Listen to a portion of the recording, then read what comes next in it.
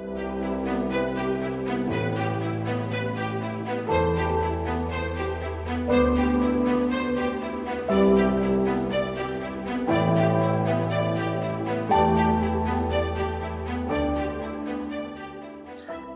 and welcome back to this week's lesson on Mr. Vermeer's class after a couple of weeks of break. My mother is out of the hospital. Thank you for your prayers. My daughter is out of high school and I am back from vacation. And we are starting a new unit this week. We're going to be talking about God's promises. And I'm very excited about this first part because for the first 3 weeks, we're going to be in the book of Genesis, which is one of my favorite books of the Bible. I've studied it many times. I've done a lot of work, studying the book of Genesis. And I think it's very important. It's important to know where we came from in order to know where we are going. And so for the first 3 weeks, we're going to be in that book talking about some of the promises that God gave to us during the beginning times. Today, we're actually going to be in Genesis chapter 1. We're going to see where all the trouble in the world came from and, what God has to say about all of that. So let's just go ahead and get started. We're going to be in Genesis chapter 1, starting off with verses 26 to 30. It says, "Then God said, 'Let us make man in our image, according to our likeness. They will rule the fish of the sea, the birds of the sky, the livestock, the whole earth, and the creatures that crawl on the earth.' So God created man in his own image. He created him in the image of God. He created them male and female.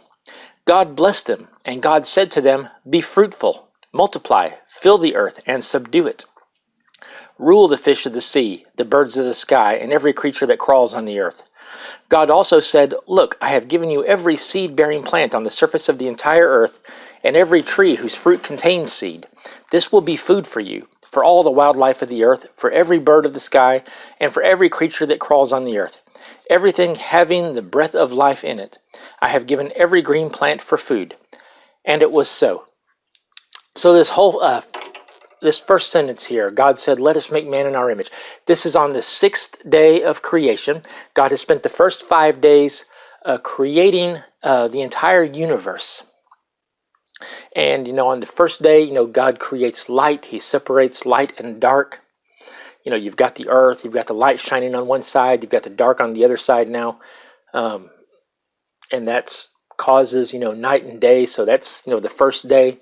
On this, on the second day, he separates, the water and from the land, before earth was just a mixture of water and land.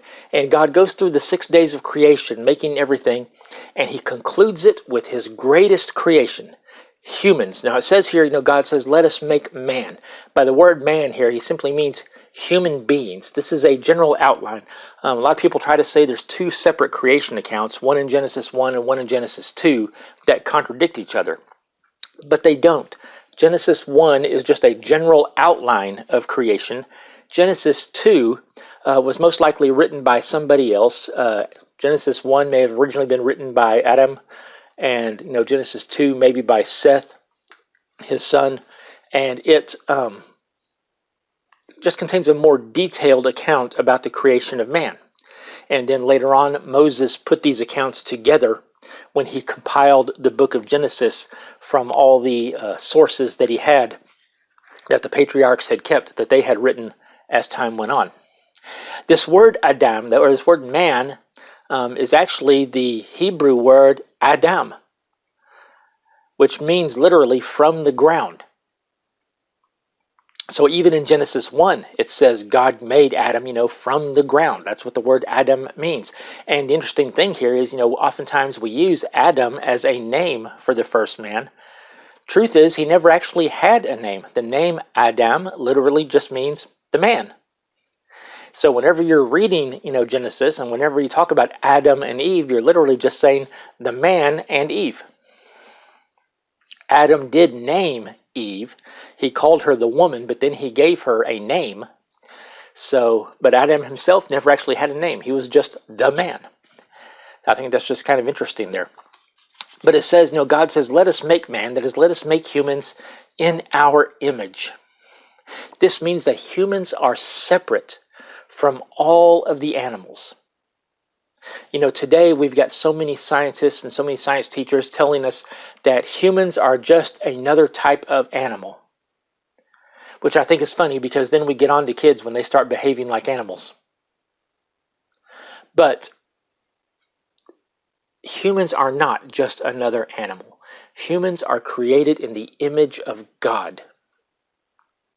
Now, what all that means, we don't understand everything about that. I think a lot of that has to do with our intelligence.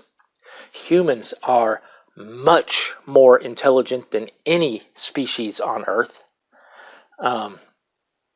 You hear some scientists try to tell you that, dolphins are the smartest creatures on Earth, because they've been trained to go down and locate mines, or they've been trained to, rescue people, from the sea. Notice the words there. They've been trained. Who trained them? Humans trained them. They're only doing what humans have taught them to do. They have to be taught to do what humans already knew how to do. I'll believe dolphins or any other creature are smarter than humans, when they build their own rocket and go to the moon by themselves, just like we did. So, our intelligence is just something much greater, than animals. And later on, we're going to talk about something else that humans have that animals don't. Humans have an immortal soul. Animals don't. Humans are the ones who are going to spend eternity with God in heaven and then on new earth. Unfortunately, there is no mention of animals. There's no mention anywhere in the Bibles of animals, going to heaven or hell. Animals don't have that immortal soul that humans have. So humans are special, and we don't need to look at that as being a bad thing, as being a sad thing. Oh, my dog won't be in heaven with me. That's a great thing. We're different. We are special, and the entire universe was created for us. Let's get on down here. It says, God created man in his own image. First of all, it says he created him in the image of God. He created him male and female. Now, I don't care what you think. There are only two sexes, male and female. And what your sex is determined at the moment you are conceived. When that sperm joins with that egg, it gives it either an X or a Y chromosome. And unless you're one of those extremely, very rare cases where something messes up when that happens, you are either XX or XY. You are either female or you are male. And it doesn't matter what you think you are. Okay?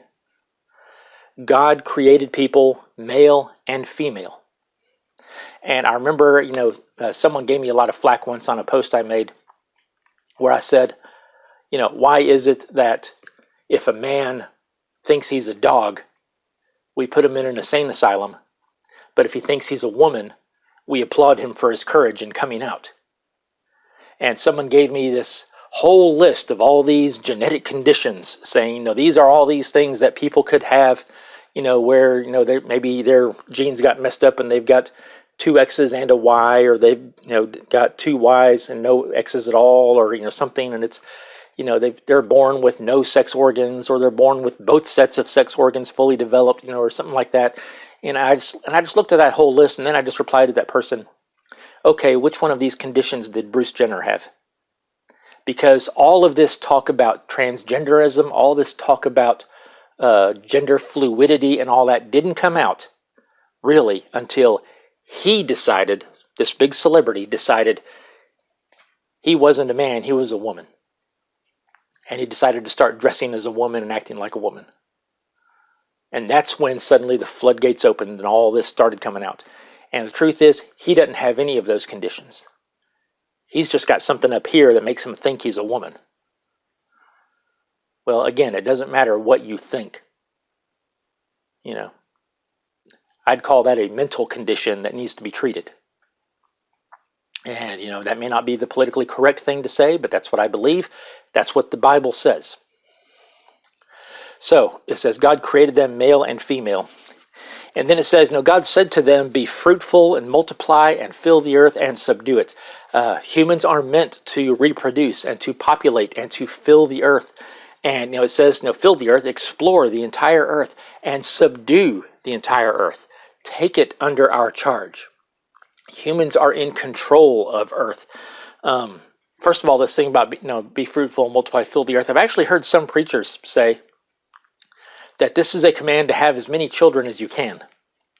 And if you're not trying to have as many children as you can, then you're breaking this, commandment. And if you're using any type of birth control, then you're breaking this commandment. And I don't think so. I don't think God intends for every single family to have lots of children. There are some does that mean families that for whatever reason are sterile, or can't have children? Does that mean, they're violating God's command? No, in some cases, you can't have children. There are many people I know who I think shouldn't have children. And, I've got only one child myself, and I think that's all God intended for me. I've never felt God calling me to have more than just, the one child. So don't feel guilty if you've only got one child or if you have no children and you're happy with that. God will let you know what his will is for you. If you ask God, he'll let you know what his will is as far as, children go. But it also says, be fruitful, fill the earth and subdue the earth and have dominion over, or it says here, it says here, rule the fish of the sea, the birds of the sky, and every creature. The universe was made for humans. We are the crowning achievement of God's creation. Everything else is made for us. This is one reason why I don't believe in intelligent life beyond our planet. Because I think that the entire universe was made for us. And if there are, creatures, if there are beings with spaceships trying to come to Earth and communicate with us, that means they're more intelligent than we are, which means we're not the highest form of creation, which means there's something higher than humans. And I don't think that's what the Bible is teaching us. In fact, I actually like what Professor Stephen Hawking had to say about it once, when someone said something about whether he believed that aliens, there were actually aliens out there and they were, coming to Earth and observing us or whatever. And he said, well, we better hope that there's not any, because if there are, then they're Columbus and we're the Indians. He acknowledges, and that means they're a whole lot more advanced, technology-wise than we are. And they could probably completely conquer us if they wanted to. But the point is all this is made for us. When we go outside and we look at nature, we look at the stars, we look at the universe, we look at the plants and the animals and all of this is made for us to rule over. This was made so that we can look at all of it and see God's glory. And even in the book of Romans, Paul talks about how nature shows the glory of God, and people are without excuse because everyone at some point in his life looks at nature and wonders, is there a higher being? Is there a higher power? And that's when God first calls to them and lets them know about his existence. And then what they do with it from there on is up to them. And now just a couple other things before we move on. The next passage, next session there, he says, he talks about food. He says, I give you every green plant and every tree that has fruit in it. It shall be food for you and for all the creatures of the earth. Did you know that before the fall of man, before Adam and Eve ate from the tree of knowledge, which we'll talk about in the next section, all animals on earth and humans were vegetarians? This is something a lot of people don't think about. There was no death before sin. The Bible tells us that. There was no death before sin.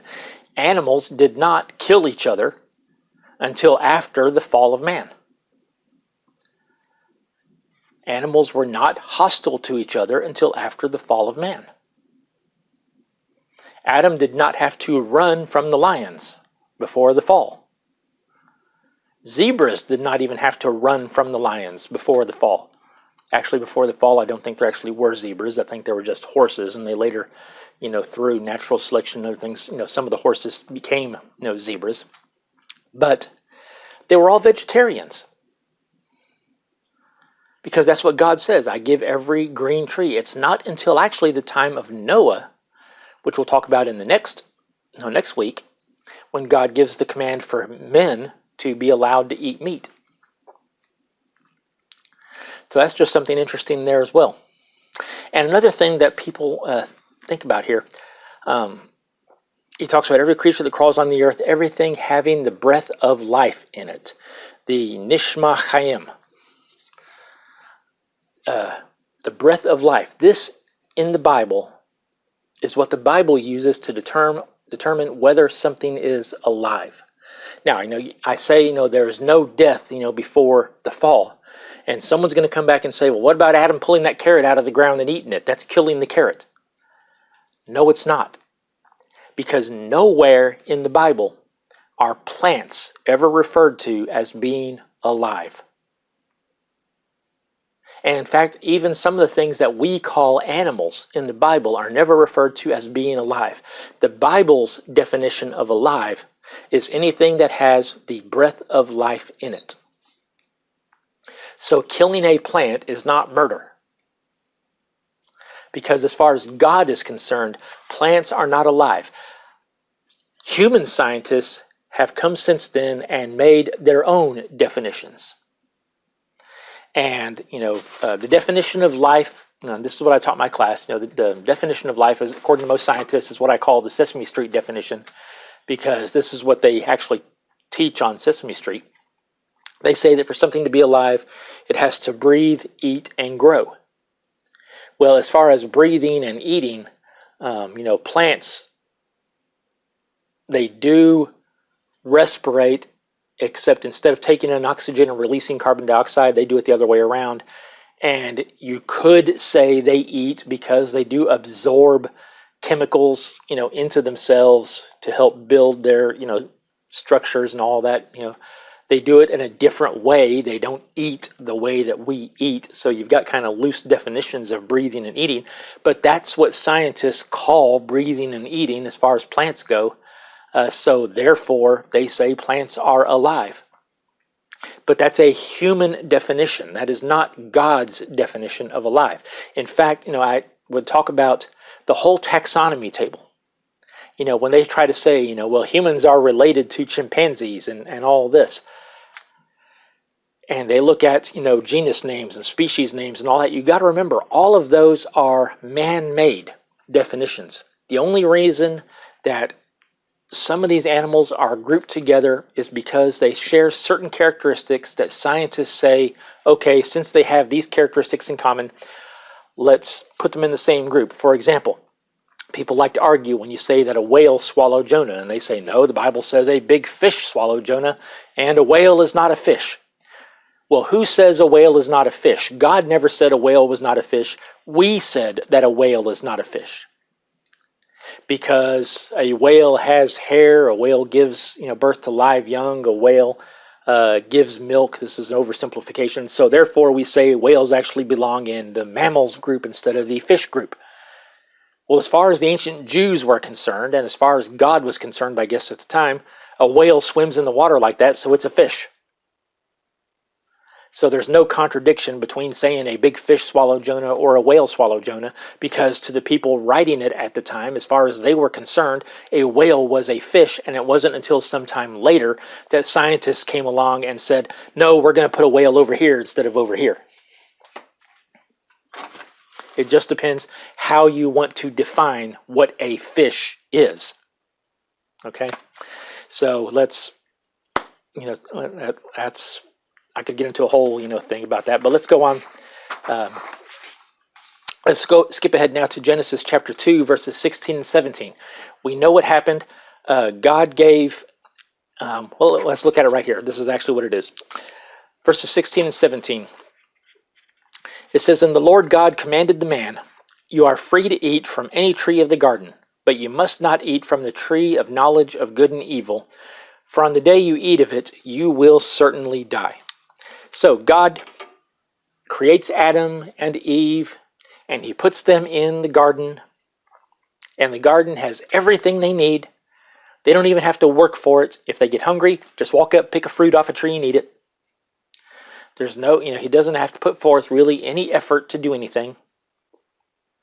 And he can do whatever he wants. God says, you rule the plants and the animals and the fish and the birds and all that.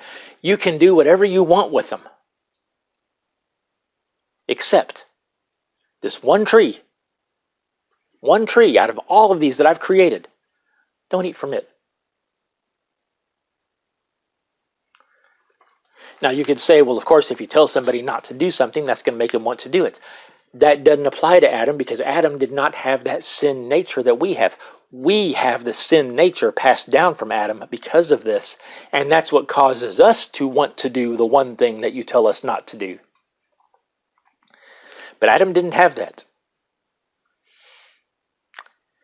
And another thing to point out here is this tree is what gave us the ability to distinguish right and wrong.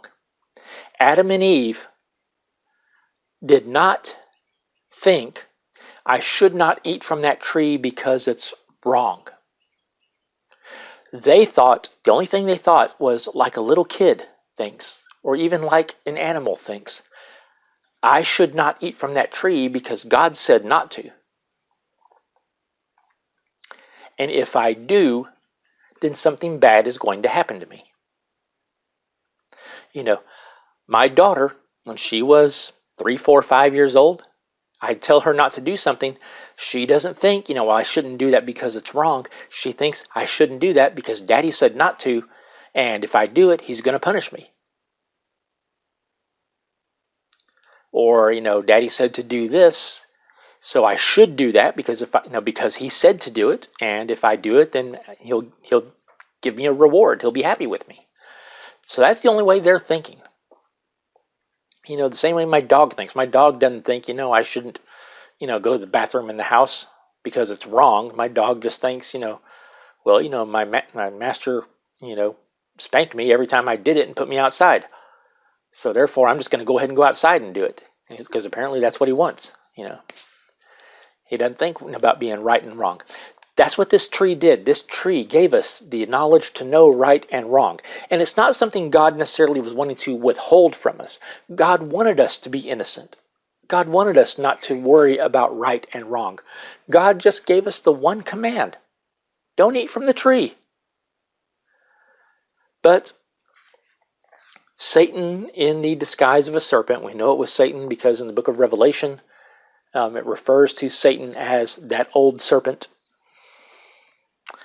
Satan, in the disguise of the serpent, talks to Eve, lies to her, immediately starts twisting God's words. He said, did God really say, and this is the mother of all deception in the world today. Did God really say? People today even say that. The Bible doesn't really say you shouldn't do this. What it really means is, and that's what Satan was saying to Eve. God didn't really say, don't eat from the tree. What he meant was, So Eve eats from the tree. It says Adam was right there with her. She gave it to him and he ate. And then it says immediately they knew they had done wrong because now they've got this knowledge of right and wrong. So they messed up. But there are consequences for sin. It says there, God told them, the day you eat of it, you will surely die. Death is not part of God's perfect world. Death was not natural in the beginning. Creatures did not die until this. But now death is the result of our own sin. You might say this is where the second law of thermodynamics kicks in, which is the law that says that everything runs down. My body, I'm over 50 years old, my body is starting to run down. parts of my body don't work the way they used to. And eventually my body is just going to completely, fall apart. And we'll talk about that a little bit in the next section here too. The point is, death is the natural consequence of our sin. Since we've been experiencing it for 6,000 years now, and we've noticed that everybody dies, we think of death as just being a natural part of life now.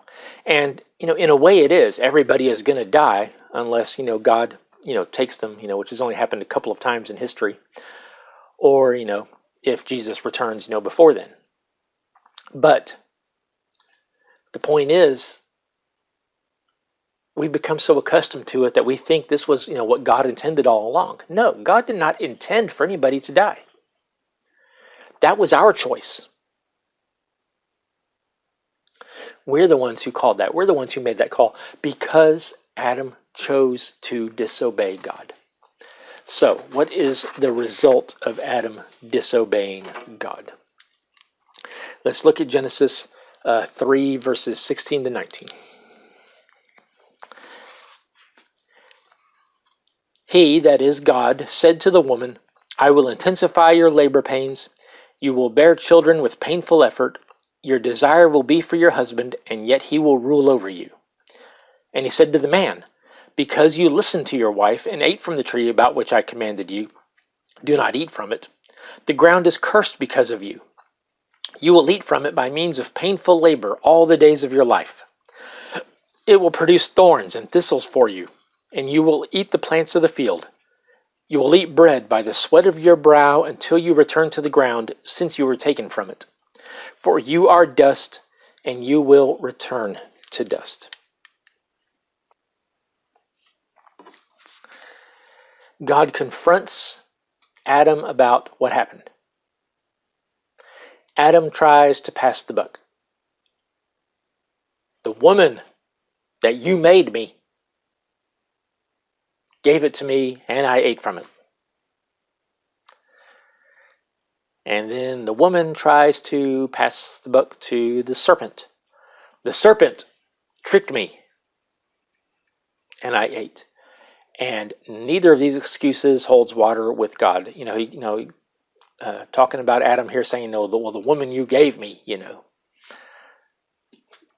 the woman you made is the one who, told me to eat it, so I did. Something that was established during the Nuremberg trials after World War II, when many of the Nazi leaders were tried for war crimes, was they discovered quickly following orders is not an excuse.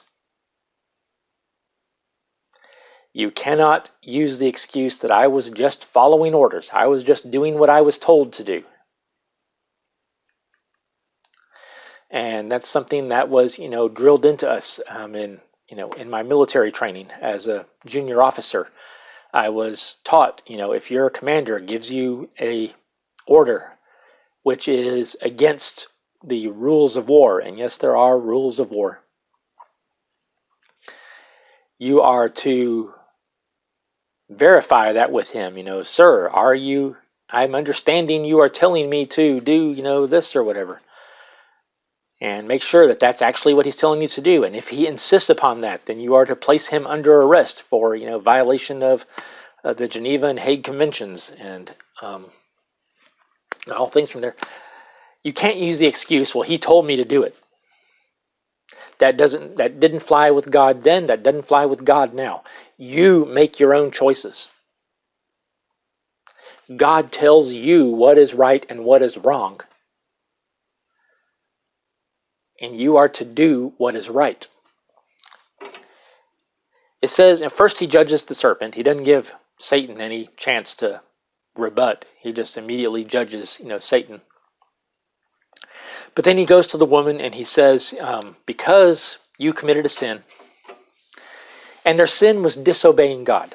Okay, there's only one sin in the world, and that sin is disobeying God, because God tells you what the right thing to do is. So if you don't do the right thing, you're disobeying what God is telling you to do. And that's the only sin there is in the world. you know. And that's why all sins are equal and all sins are, punishable by death, because there's only one sin. But he says, no, because you disobeyed me, the punishment he gives her, he says, I'm going to increase your labor pains. You're going to bring forth children in sorrow. What this means is, as a whole, women are going to want to have children, but it's going to be a painful experience. Now, some people try to use this as an excuse to say, you shouldn't have pain-killing drugs when you're giving birth because you're violating God's punishment for women. I don't necessarily think that's true either. I'm very thankful that, when my wife gave birth, that they gave her pain-killing drugs because she had a C-section. And it would have been extremely painful for her to give birth, that way, without the pain-killing drugs. She didn't feel any pain at all. She felt pressure. It was not comfortable. It was not a nice, easy, smooth process like I think God originally intended it to be. But, I don't think she was violating God's punishment by, taking the pain-killing drugs, for it. And then it also says your desire will be for your husband and he will rule over you. And there's several ways that some people, take this. I think what it's really trying to say here is you're going to want to be in a relationship with a man, but it's not always going to be a good thing. Men are going to break your heart. Men are going to not behave the way that you want them to. How many women have you seen who are in abusive relationships, yet they don't want to leave because I love him and I think I can change him? God intended for the relationship between a man and a woman to be a perfect, loving, peaceful relationship.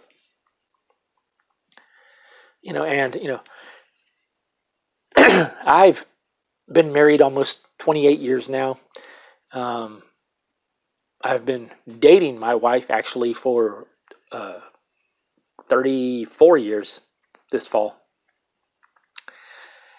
And, so some may look at us and say, oh, y'all have a successful marriage. Well, yeah, we're still together. We still love each other. We have no intention of, divorcing or anything like that. That's never actually crossed our minds, any time. But it doesn't mean that we get along all the time. There are things that we disagree on. She'll tell you this too. There's things that we disagree about. There's times that we've gotten angry at each other, for various things. So our relationship is by no means a perfect one. I thank God that it's, at least from the outside, it seems to be better than, some other people's. But, I thank God for giving me, a wife that loves me and tolerates me. But, we don't have a perfect relationship. And nobody does. But yet we still have that desire, for a relationship. And some people, they have that desire and it doesn't work out at all. And I think, this is part of, what God's talking about here. But he also says, no, he will rule over you. The man is to be the ruler of the house. And by that, I simply mean you have to have one person in charge. You have to have somebody in, no matter what kind of team you have to have someone who has the final say, or debates can go on forever. And God intended for the husband and father to be the one in the household who has the final say. And there's a lot of women who don't like that. But I think that's the way, God intended it. And that doesn't mean that the man is to lord it over his wife. It doesn't mean the man is to, treat his wife as a slave or anything like that. My wife and I, if we have decisions to make, we sit and we talk and we discuss. And sometimes we include our daughter as well if it concerns her, things like that. And we'll sit there and we'll talk about it and we'll try to work it out to something beneficial. And there's times when I give ground. There's times when she gives ground. And And we come to a decision, that we think is the best, but still, and I'm trying not to make this sound chauvinistic or anything like that, because really think this is the way God intended it. In our household, I have the final say. She understands that, we'll do whatever I say to do. Now, a lot of times I will decide to do whatever it is, she wants to do, because I think that's best, or because I want her to be happy, or something like that. But you have to have someone in the house who has the final say, and I think that's what, God intended. And I think he intended for the husband and father to be that one. But then he goes to the man, and the punishment for the man, for Adam, is you don't get to just walk around and pick fruit anymore.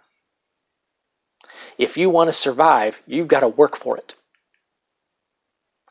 You've got to actually plant your crop. You actually have to harvest your crop. You actually have to tend your crop. You've got to water it. You've got to pull the weeds. You've got to clear the rocks out. You've got to do all these things, in order that your crop isn't just going to grow for you anymore like it used to. There won't be food at hand anytime you want to just turn around and take it. You're not going to be comfortable anymore. You've got to work to survive.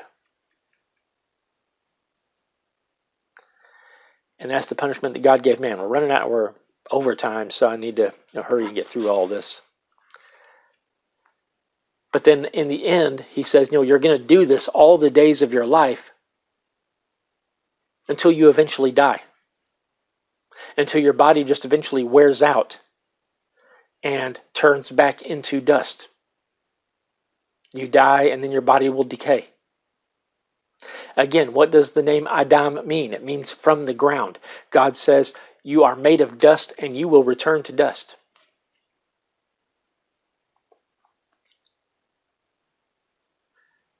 In the book of Ecclesiastes, the writer talks about, what is the point of life? We are born, we live, we do all these things, but then we die.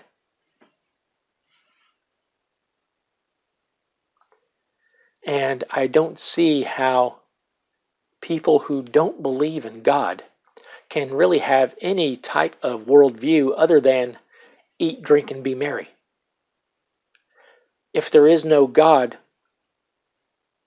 why should I care about the world? Why should I care about saving the world? Why should I care about doing anything for anybody else except me?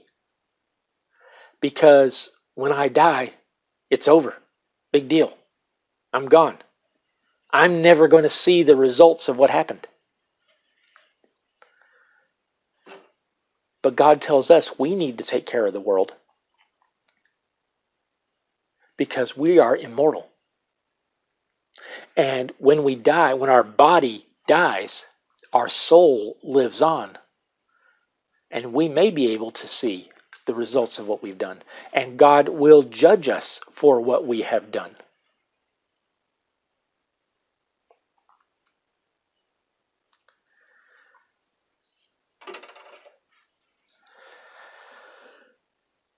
So what's the promise here? This story ends on a down note. What's the promise that God gives us? God gave us the promise that, number one, we are in charge of the earth. That is, God puts the earth under our care. The earth is here for us. Unfortunately, because of Adam's sin, caring for the earth is not going to be as easy as it used to be. The whole earth is broken. The earth is messed up. Things are going to happen that we can't control. And eventually everything is going to run down and wear out. But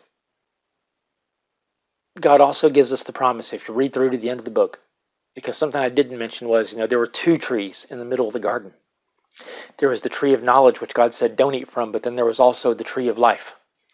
And God said if you ate from that tree, you would live forever.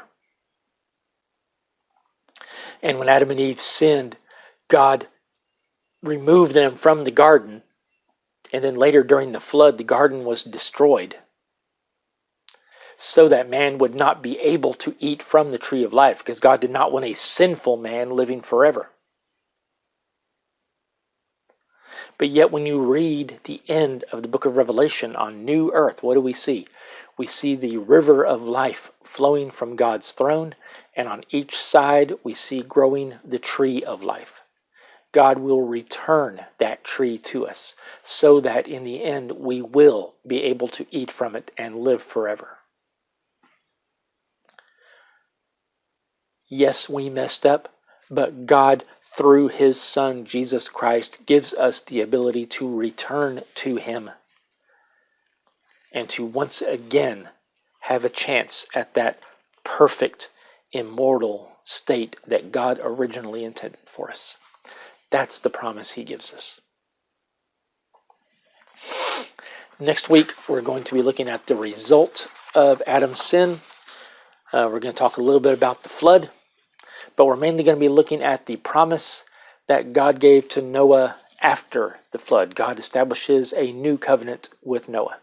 So, I hope you enjoy these, and I'll see you next week.